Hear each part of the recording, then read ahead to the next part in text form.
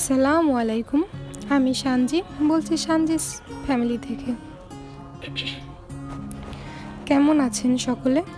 আশা করি ভালো। আলহামদুলিল্লাহ, আল্লাহর অশেষ রহমতে আমরা সকলে বেশ ভালো আছি।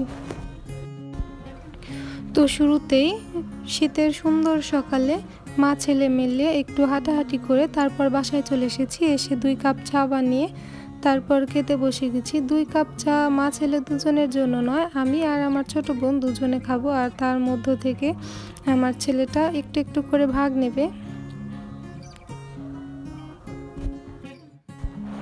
আমি সাধারণত রং চা খুব একটা খাই না, তবে আজ হঠাৎ মনে হলো যে বাকরখানি ডুবিয়ে একটু রং চা খাওয়া যাক, তাই বসে গেলাম চা খাওয়ার জন্য। তো এখানে চা খাচ্ছি আর ওদিকে আমার একটা অর্ডারের কাজ ছিল, একটা 3 পিসের, আর সেটা এখন বানানো শুরু করব। সুতাগুলো গুছিয়ে নিচ্ছি।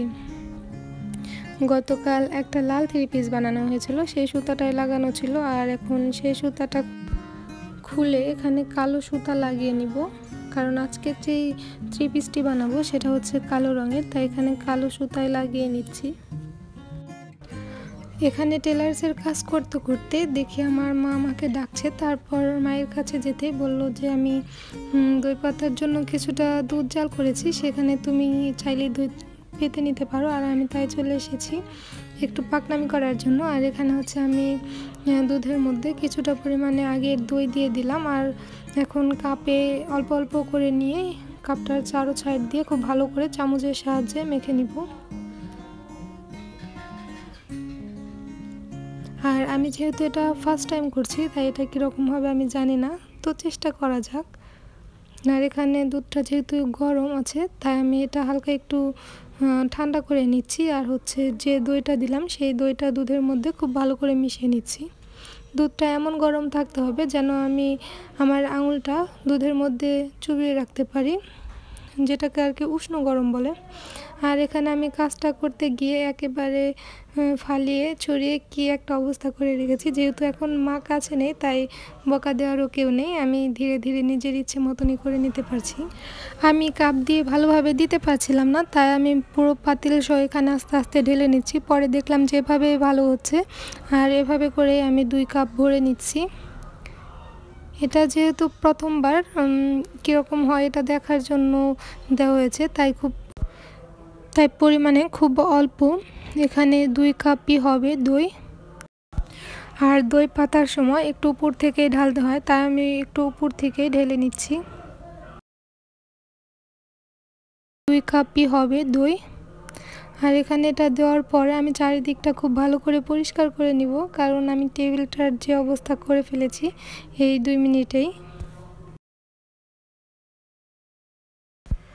নিচে একটা কাঁথা দিয়ে তার উপরে ট্রেটা রেখে দিব, কারণ হচ্ছে নিচ দিয়ে আবার ঠান্ডার কারণে যদি না জমে, তাই এই সতর্কতাটা অবলম্বন করা।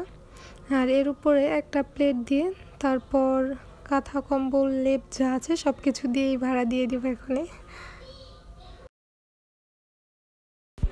আর এরই মধ্যে অনেকটা সময় পার হয়ে গেছে। এখন সকালবেলা মা কিছু কালাইয়ের ডাল ভিজিয়ে রেখেছিল, সেগুলো এখন বেটে নিচ্ছে, একেবারে মিহি করে বেটে নিয়েছে। আর এখানে কিছু চালের গুঁড়ো নিয়েছে, এটা হচ্ছে আতপ চালের গুঁড়ি।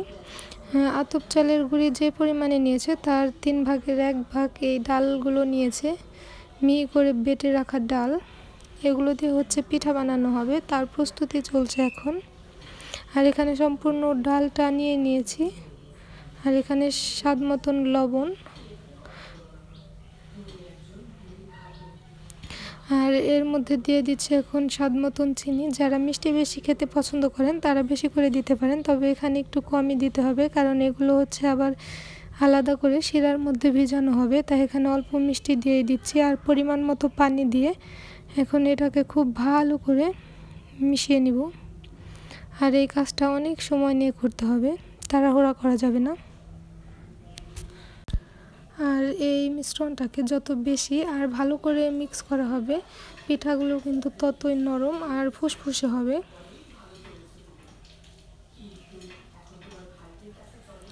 আর এটার ঘনত্ব ঠিক এরকম হবে, আমরা কেক বানালে যেভাবে বানাই ঠিক তার চেয়ে একটু বেশি ঘন হবে। আর এটা ডুবো তেলে, তেলটা গরম হওয়ার পরে অল্প অল্প একটু একটু করে বড়ার আকার দিয়ে ভেজে নিতে হবে। আমরা এমনিতে যেভাবে বড়া পিঠা বানাই ঠিক সেভাবে বানাতে হবে, তবে এর মধ্যে একটু ভিন্নতা হচ্ছে কালাইয়ের ডাল দেওয়ার কারণে এটা হচ্ছে অনেকটা সময় নিয়ে এটাকে মুথে নিতে হবে। এই পিঠাগুলো ভেজানোর জন্য শিরা জাল দেওয়া হয়েছে, সেই শিরাগুলো যতক্ষণ জাল দেওয়া হয়েছে আমি কিন্তু ততটা সময় নিয়েই সেই ব্যাটারগুলো মিশিয়ে নিয়েছি। আর এদিকে আমি এখন বড়াগুলো লাল লাল করে ভেজে নিচ্ছি। এটার কালার একটু গাঢ় করবেন, তাহলে দেখতে সুন্দর লাগবে। আর এই যে এখন আমি সেই রসের মধ্যে আগে থেকে শিরা যে জাল করেছিলাম সেগুলোর মধ্যে ডুবিয়ে নিচ্ছি। আর শিরাটা অবশ্যই গরম করে দিতে হবে। আর এখন একটা ভেঙে দেখাচ্ছি ঠিক কীরকম হয়েছে। ভিতরটা একেবারে কেকের মতন সফট, আবার উপরটা কিন্তু একটু ক্রিস্পি মচমচা হয়েছে। এটা কিন্তু খেতে অসাধারণ স্বাদ। আর এই যে উপরের যে কালার আর ভেতরের যে সাদা কালারটা সব মিলে কিন্তু ভীষণ ভালো লাগছে দেখতে। আর এখানে হচ্ছে দুধ জাল করা হচ্ছে, এগুলো আগে জাল করে ঠান্ডা করে রাখা হয়েছিল আর এখন আবার গরম করে নেওয়া হয়েছে। এখন পিঠার উপরে ঢেলে দেওয়া হচ্ছে। এটা হচ্ছে চিতই পিঠার মতনই, তবে এটার স্বাদ ভিন্ন। এটা হচ্ছে কালাইয়ের রস বড়া পিঠা। তবে আপনারা যদি খেয়ে থাকেন কমেন্ট করে জানিয়ে দিতে পারেন আপনাদের ওখানে কে কী নামে পরিচিত।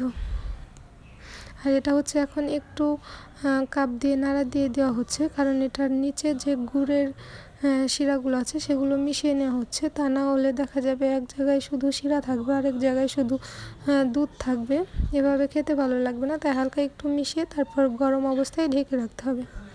আর এখন আমি আপনাদের দেখিয়ে দিচ্ছি এটা গরম গরম অবস্থায় কতটা নরম।